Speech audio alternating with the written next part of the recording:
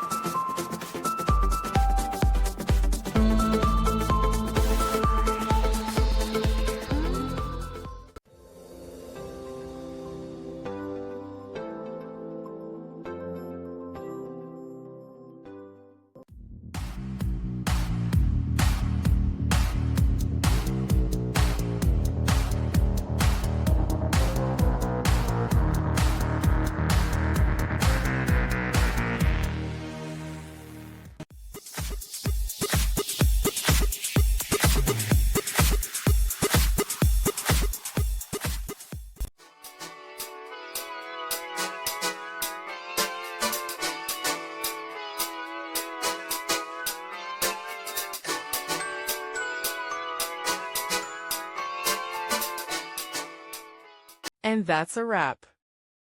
I hope you found the answer you were looking for. If you did, take a second to hit that subscribe button. It really helps out. And let me know in the comments which solution worked best for you. See you next time in the debug zone.